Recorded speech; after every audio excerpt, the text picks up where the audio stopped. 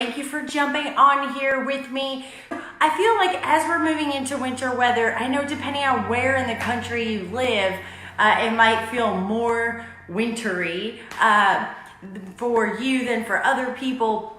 But these tips that we're going to be sharing are not just for you ladies that live where you're going to get a significant amount of snow and cold temperatures. This is things I would like all of you ladies to be thinking about that are going to help you for the winter as you start moving into the winter weather and it's getting colder. I'm going to share with you what I feel like are two of the most important tips no matter where you live in the country if you're going to get some cold winter weather. Number one is going to be tires on your Jeep. When you start thinking winter weather, depending on what kind of tires you have, the most important thing for winter weather, for safety, is winter is not the time to be driving on bald tires. I know nobody wants to think about buying new tires. It's expensive. I know like I save up to get new tires, but winter is not the time, ladies, to be driving around on bald tires. So what you want to do is go out and you're going to check the actual tread depth on your tire. So how much tread you have left. And don't forget to check your spare too. I know most of us rotate our spare into our rotation so that it kind of gets rotated in and around and our spare changes. So make sure you check all of your tires, not just the 4 that are on your Jeep right now. Make sure you walk around and you check your spare as well. So when I say check your tread depth, what you're gonna do is you're gonna go out to your Jeep and you're gonna take your fingers and you're going to go to the top of the tire and then you're gonna let your thumb kind of come down, feel where the bottom of the tread is. So if you have nothing left and it's starting to get bald, winter is the time to replace those tires, ladies, because you're gonna want as much tread as possible that you can have for traction, depending on like if you're gonna, unfortunately, unless you get snow tires, studded tires, is ice. I know we all kind of know that when it comes to winter weather, but when you're talking about snow, when you're talking about the mud, the slush, everything else that can accumulate and become kind of treacherous road conditions, the more tread depth that you have on your tire for the winter, the better it's going to be. So everybody, tomorrow, we're getting rain, so maybe you don't want to go out in the rain, but within the next couple days, take the 5 minutes as you're going to get in your Jeep, walk around, check all 5 of your tires, check your spare too, and just see how much tread depth you have left on all of your tires, especially as we're going into getting that winter weather. So that is something that is so important that you can walk around and do. It's really easy. Now, I know depending on where you live in the country, you might have taken off your like all-terrain or mud tires and put on winter specific tires, like studded tires. So depending on where you live, I am from the West Coast. I'm from Washington State originally. When we would get winter weather, we had to have chains in our vehicles if you were going to go over the passes because of slush and ice, or you could actually buy winter studded tires that were specifically designed to be driven in the winter. Now, they're a little more expensive, and I will say because of the studs that are in there, if you don't live in icy snow conditions, you don't need to, and you should not buy these tires because they're going to be eaten up. Really what they do is they take the place if you live in an area where you have to put chains on. So like when we would go over the passes, in the winter, it was either chains, like they would recommend chains. If you had the studded snow tires, you did not have to put chains on unless it was like chains required. So that's something to think about depending on where in the country you live, what type of winter tires you're going to run. But again, no matter what tire you have on, ladies, make sure that you have good tread depth. Don't drive in the winter on bald tires for your safety. So we're talking about great things to help keep you and your Jeep safe as we're talking winter weather tips. Another thing, and you may have noticed this already, especially in the newer Jeeps where they have the air pressure gauge on the dash and the little light comes on that says, your tires are low, they're under our recommended pressure, and it blinks at you and lets you know your tires have gotten lower on air pressure. You may have already experienced this and noticed when those temperatures drop, because you got to think about, you have air in those tires. Now, some of the newer Jeeps came with nitrogen-filled tires, and part of it is for this reason. Now, how do you know if you have nitrogen-filled tires? If you look at the valve cap, like go to the valve stem, you see the valve cap. If you notice, it is not black. So most of them are black. If you notice you have a color on the end, that signifies that you have nitrogen in your tires. Not everyone does, not all the new Jeeps do. Certain dealerships on the newer Jeeps did the nitrogen-filled tires because the nitrogen versus air is going to expand so that you're going and change less than air. So nitrogen will stay at a little more regulated air pressure than just air. 90% of the Jeeps out there are running air in their tires. I have air in my tires. What does that mean? That means when you have fluctuation in temperatures, the air pressure, because air changes, right? Science, I'm not a science person, but we're getting into science.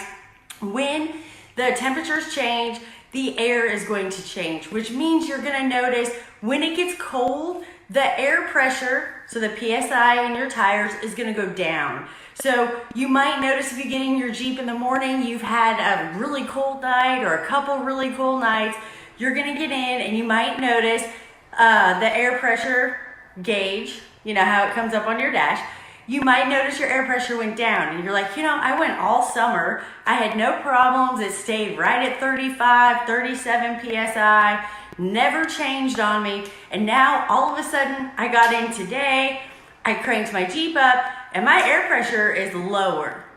That is normal. Think about that, especially you might notice all your tires are gonna be a little bit lower, a couple might be lower than the other. What that means is you're going to have to monitor your air pressure a little bit more during the winter because it's going to fluctuate based on those temperatures. So just keep that in mind. If you had a great consistent PSI air pressure in your tires the whole summer and now all of a sudden you're noticing it goes up in the afternoon, it goes down in the morning, that's normal because that is the fluctuation with the temperatures and the air, and that then is going to affect your air pressure, PSI in your tire. Just keep an eye on that so that you can try to keep it regulated the best that you can. But I wanted to make sure to point that out because I know sometimes people will be like, oh my gosh, I got in my Jeep this morning and all of a sudden my PSI, you know, my air pressure is so different than it normally is. Is there something wrong with my tires? No. And now if you have a significant change in one single tire, then yes, of course there's an issue going on. But if you notice some fluctuation morning to afternoon, you get in the morning, it's lower, multiple tires are lower, that is normal, ladies. But keep an eye on that so that it doesn't drop too low and you're running with too low of an air pressure on your daily driver. So I want to talk about that. And then of course, there is nothing worse than going out when it is freezing outside and your Jeep doesn't start. So batteries, you know, when we talk about cold, the cold weather can wreak havoc on so many different parts and pieces because, you know, that cold air, I mean, I think of how I'm affected by the cold air. But again, we start talking about science. So your battery, again, is something that's going to be very important to keep an eye on as you are moving into this winter cold weather. So there are a couple things to think about. You can get a battery tester, or you can go to some of like Advanced Auto Parts, some of the auto parts stores, or to your local shop if you have somebody that works on your Jeep. if you don't want to test it yourself. And you can do have a battery test run. And this is a great idea to be prepared at the beginning and the start of this winter weather. Because if you have a battery that maybe is not running optimal, maybe it's starting to kind of lose its charge, it's starting to go dead, the winter can be the killer for it. And like I said, there's nothing worse than when it's freezing and you're trying to go somewhere and you go out there and your Jeep won't start and you have a dead battery. So what you can do is get a battery tester if you want to do it yourself. So a big thing when you go to hook up your battery tester, you're gonna have it's gonna have a voltage meter on it. When you go to hook it up, you want to make sure you're going to take the positive end of the tester and touch the positive end of the battery, and then take the negative end of the tester and touch the negative end of the battery, and then you're going to get a reading. So it's going to tell you how many volts that battery is currently at. So make sure when you do your test, make sure everything is off. So make sure your Jeep is off, make sure rock lights are off, make sure anything that could be having any kind of draw on your battery is off, so that you are getting the best reading that you can, especially if you're trying to see where your battery is right now, and if you need to think about replacing it as you're going into the winter weather as a preventative from having any issues. So with everything off, and I'm talking about a standard battery, an upgraded battery is going to be a little bit different, but so a standard battery, so like the stock battery that came in your Jeep, or like the standard like auto parts store battery that you're going to get. We're not talking about like the Optima upgraded battery, just your standard battery. When you do your reading and you go to read it with nothing on, it should read 12.6 volts on the battery meter. And anything less than 11.7 when you're testing it means that there's a potential problem going on. My recommendation is go ahead and switch that battery out, get a new battery going into the winter so that you don't have a problem. Now, another test that you can do on your battery would be you're still doing that voltage, you're still checking the voltage, but you're gonna do a start. So like a crank start with your Jeep to see what your voltage is when you're actually starting your Jeep. So same thing, you're reading the voltage when you start the Jeep. So when you start the Jeep, that voltage meter should still be reading 10.5 volts, and it should be consistent. It's not dropping and coming back up. It's consistently reading 10.5 when you are starting your Jeep, so that you know you have that voltage there in that battery, and you're gonna be good to go. Anything less, ladies, go ahead and switch it out before winter comes, because you're more than likely gonna have a dead battery at some point during the winter, or you have a higher probability. So this is how you plan ahead so that you don't have any winter weather disasters where you're out freezing trying to get your Jeep to start, you don't have enough battery, your Jeep is dead. So now we'll talk about, there's an upgrade that you can do. You can get upgraded batteries. So what does that mean?